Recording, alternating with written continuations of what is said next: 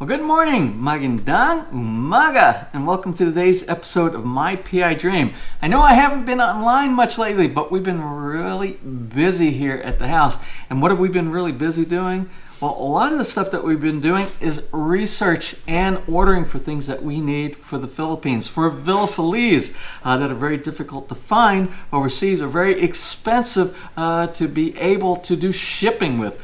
So our next ballot buying shipment, will have a lot of those items. And a lot of them have to do with some of the repairs that we're doing to the irrigation system and things like that. But we'll talk about that in just a moment. We are also experiencing a huge storm that is supposed to go through here today, and we'll talk about that in a little bit as well. So anyway, let's go ahead and get today started. So without further delay, let's get today's video underway.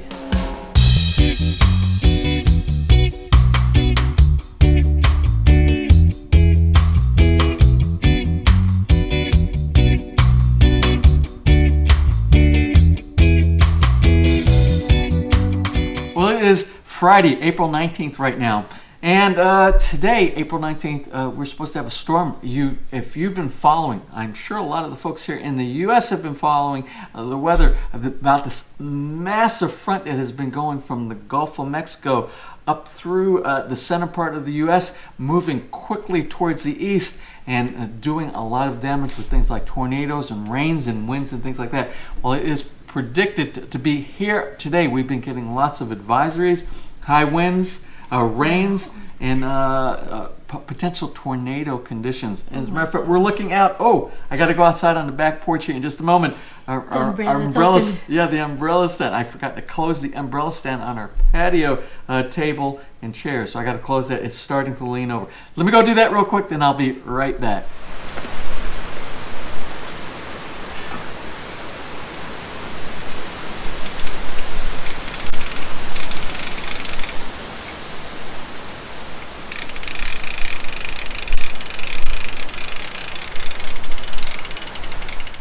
Well, now that the umbrella is a little bit more secure, won't knock over so easily, we'll try to keep an eye on what's going on with the storm here today. So over the last few days, again, doing some orders, trying to do some research, some sourcing, and I just got off the phone with one of the major popcorn machine manufacturing companies here in the United States, what I consider to be number one in the industry. I spoke with one of the leading persons inside the manufacturing plant, and what we're trying to do, we're trying to get a 220 volt popcorn machine for the Philippines. We have one here in our house, and we've been extremely happy with it.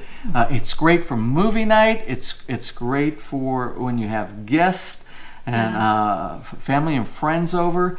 And we're so happy with this popcorn machine. It's always sold out. It's always sold out. We're always refilling it when we have it. It's like the hit. They feel like they are in a movie theater. Yeah. Let's all go to the lobby. Let's all go to the lobby. Let's all go to the lobby to get ourselves a treat.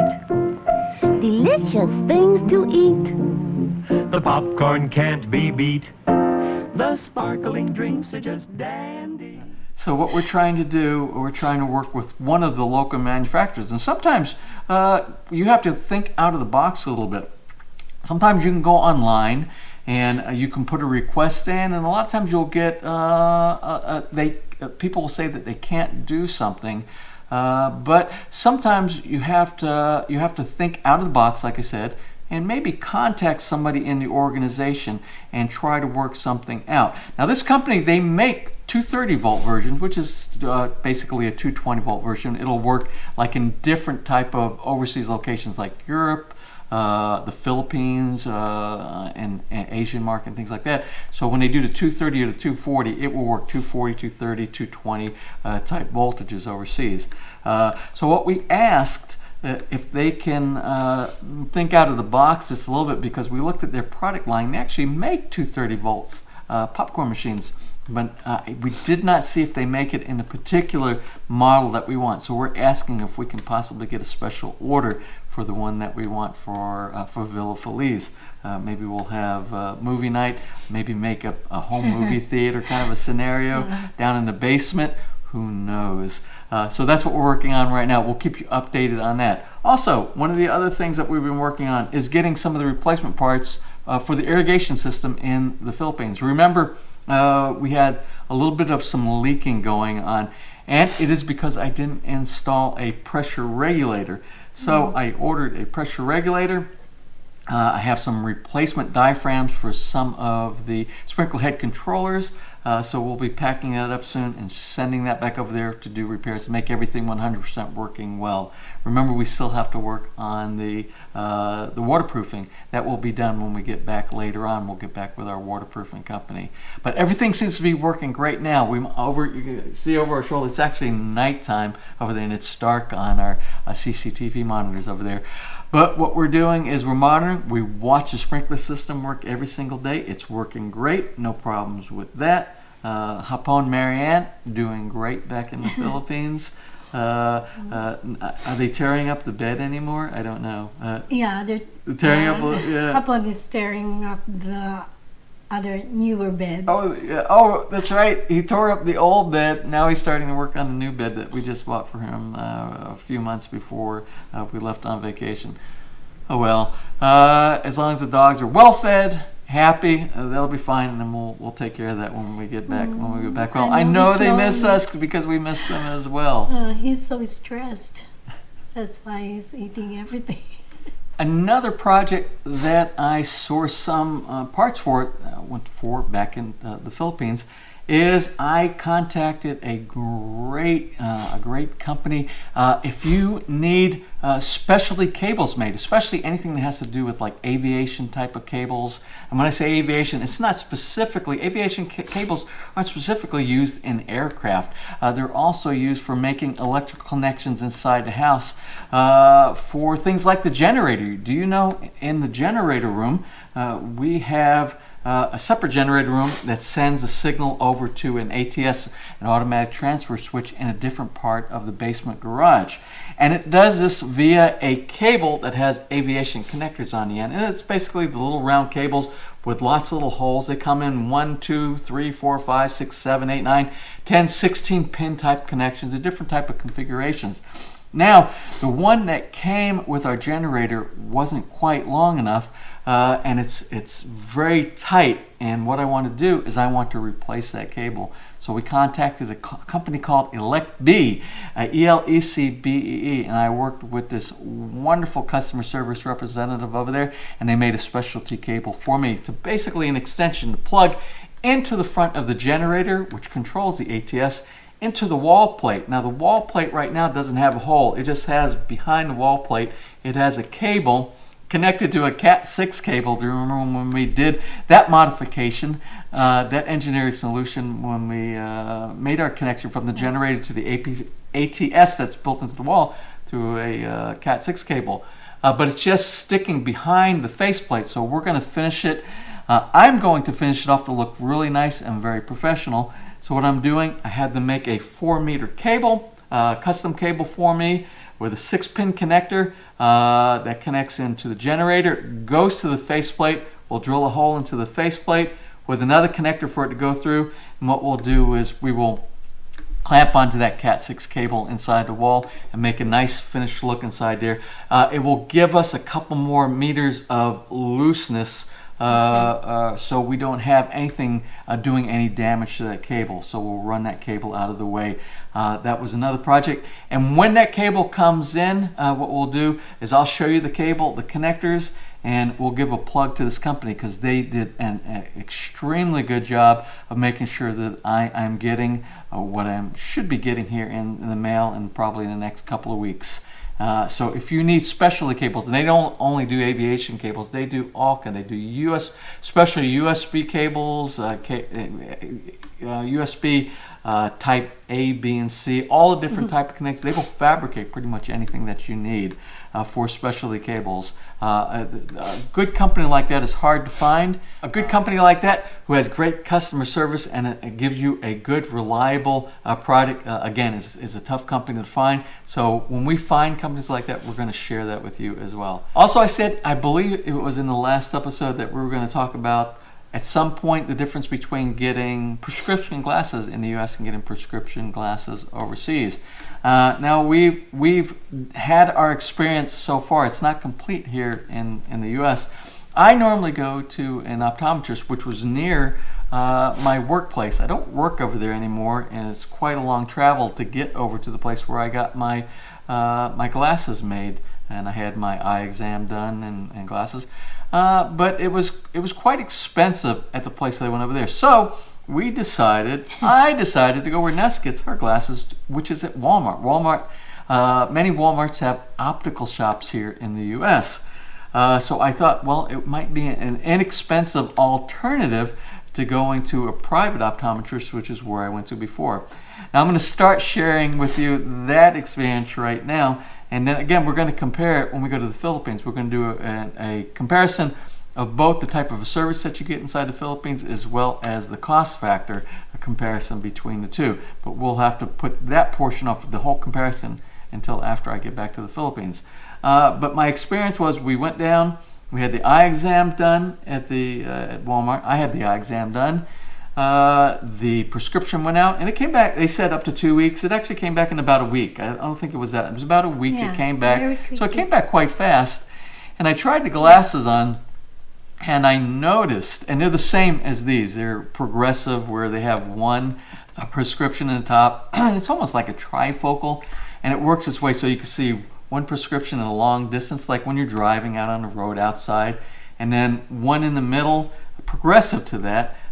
So if you're sitting like close, like you do when you're watching television or you're looking at your computer, and then at the very bottom, like a bifocal would do, where you can see very fine. So if you're looking very close, you can see serial numbers. That's where I was having a problem, was my prescription changed on the close, and I couldn't see things very close up. It was fuzzy.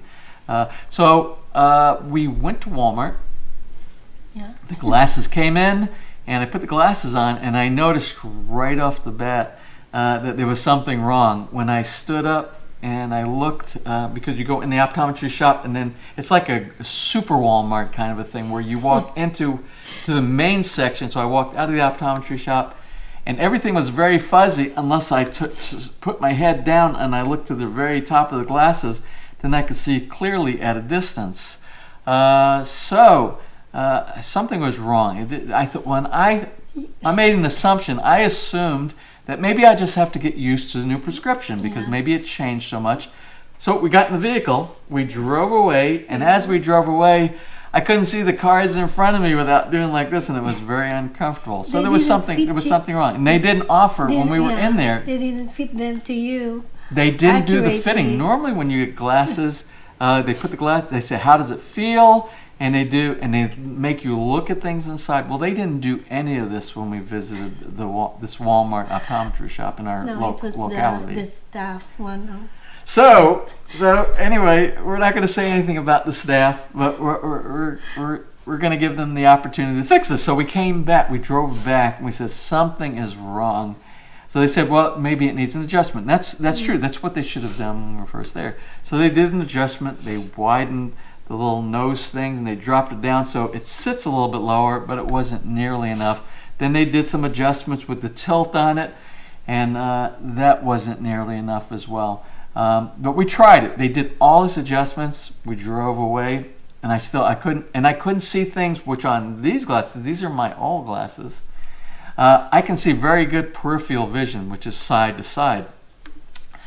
Well, the next day we had to go back. We had to go back because it was just unsafe to drive with these new glasses. I couldn't see. Everything was out of focus from side to side when I looked to the left. Even when I tilted my head, looking on the side view mirrors on the other side, the vehicles, there was a problem. I had to do one of these kind of things, tilt my head down in a awkward, unfamiliar type of a position on my head to be able to, and you shouldn't have to do that. It should be natural. When you turn your head, everything should be natural. So we went back to the optometry shop at Walmart, and they looked at it again, and I said, and I gave them my my analysis, and my analysis was I think they didn't have enough. The field of view on the top for the top prescription should have gone down further. You know what they do if you've been to the optometry shops and you have new glasses, and you have things that are multifocal, bifocal, trifocal, multifocal with progressive lenses.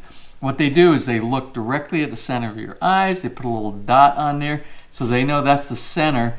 They line up your eyes for those different prescriptions that are inside your progressive lenses. I don't think they did that right the first time. And I also don't think the amount that I needed on top was wide enough. That was my analysis. So what they ended up doing, they showed me for the first time, there's like a menu. They have a menu of glasses, right? It shows the different type of offerings that they have.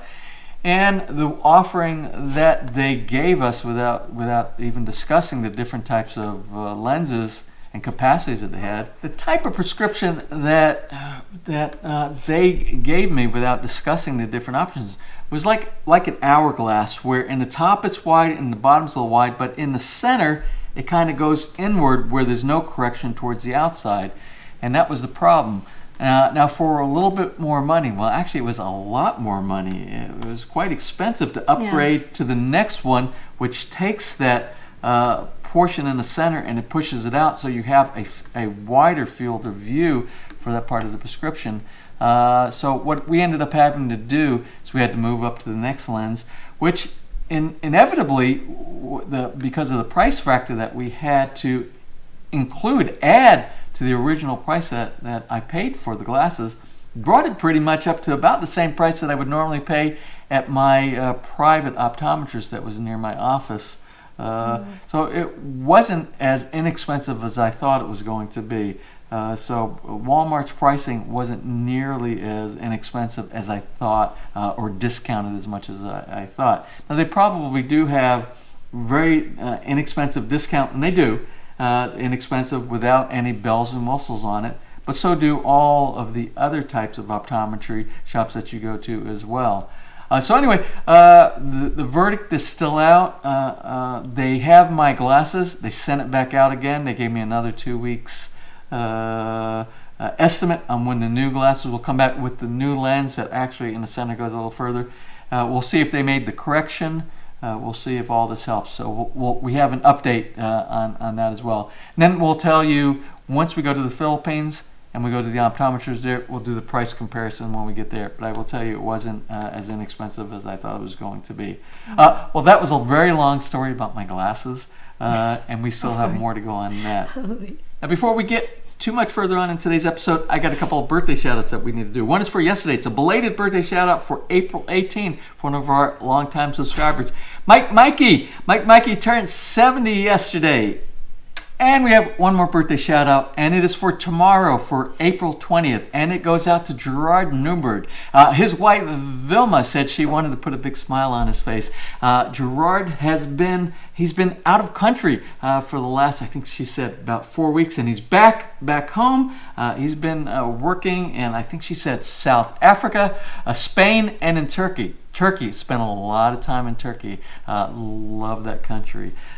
A lot of good history there. Well, anyway, they are back together. They both watch my PI Dream all the time, but Vilma said she's been holding off because she knows how much Gerard likes watching the channel and getting tips because they're planning on building a house in the Philippines after Gerard retires.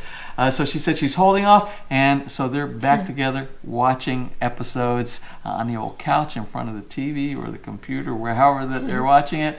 And she wanted to put a big smile on his face. So anyway, to our two birthday recipients, Mikey and Gerard Newberg, we want to wish you both a happy birthday. Happy birthday. Now, I know we haven't done a lot of videos here lately because a lot of the things that we're doing here are domestic kind of things, working around the house, trying to get things back together. But we want to hit the road here in the next couple of weeks, maybe do some local trips and maybe some long distance trips. I don't know. We haven't really set up a schedule yet. The priority was to be able to get everything taken care of around the house and also do those orders, get everything in, start to get those ballot buying shipments back to the Philippines. So they will be in transit while we're here, and we won't have to wait so long once we back to the Philippines. And that's a tip. If you are moving to the Philippines or you're expecting a shipment over in the Philippines, you're sending yourself some items that you want to receive, think about the time schedule. We did a calculation on all of our shipments. We shipped through LBC, and what we did was from time of pickup, and you will get, LBC works very nice for notifications. You can go to the LBC site, you can put in your tracking number, and you can see where it is. Pickup sits at whatever port, departs the port, ends up in some part of Asia. I don't remember if it was Singapore. I think it was Singapore. Then it goes from Singapore to Manila. When it arrives, it will give you all the information. And what I've done, every notification that I get on it, I track all our shipments. So the earliest I think it's taken us to get shipments from the time it was picked up here at the house till the time it was actually delivered to Villa Feliz, I think it's about 73 days. And the longest I think was about 97 days. And most of that holdup is from between here and it sits maybe at our local pickup agent and the time that actually leaves the port, because they try to schedule everything at one time at the port, I believe. So they try to get a lot of the content, the boxes from all of the shippers over there, and they'll make one big bulk, then we'll go. So basically, if you miss, like you get the day after a boat just went out, it's going to sit while they're doing all the collection of all the materials for the next ship that's going to become available. And that could be the difference between probably around 20 or 25 days. Again, 73, and I believe it was 97 for the longest date on that as well. So we'll be making up our boxes to try to make sure that they arrive very soon after we arrive back in the Philippines after our vacation here. And also, this is Holy Week in the Philippines, as well as in the U.S. This weekend is going to be Easter Sunday.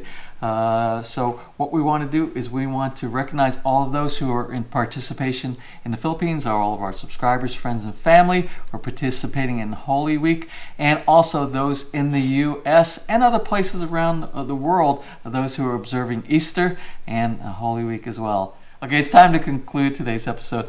Just want to give you some updates of what we're doing here in the U.S., what is going on back in the Philippines, around Villa Feliz. And, oh, I forgot, there were a lot of really positive responses to our little music video that we put on the end of the last episode that we uploaded. A lot of people asked You gotta add more? To add more. So we have, I think Yvonne sent us 3. We gave you one of the videos that somebody took with a camera on their phone the last time. We have 2 left over. So at the end of today's video, we'll put the second one, and then the video after that will give you the third, and that's all we have from that event at Yvonne and Manfred's home down in San Juan. So we'll do that at the end of today's video as well. So that's it for today's episode. Oh, DIY! I forgot to talk about the DIY project. Oh, we'll talk about that in the next episode. What's your DIY? I worked on the pressure washer. Remember, we did a episode last year when we were here on replacing the pump itself. Well, we had a problem with the pump again, and we'll talk a little bit more about that in the next episode, since we're already in the conclusion of today's. Remind me next time to do that. Okay?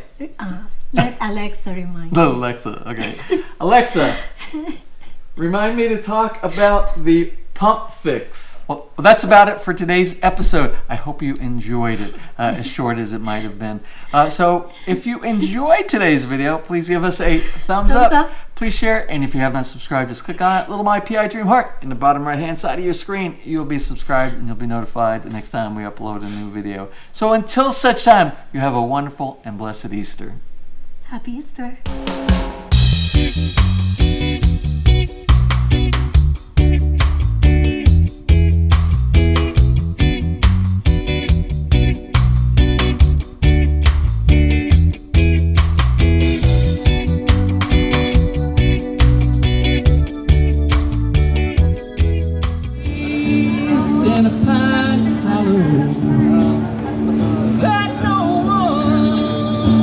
But we can't find some hillside.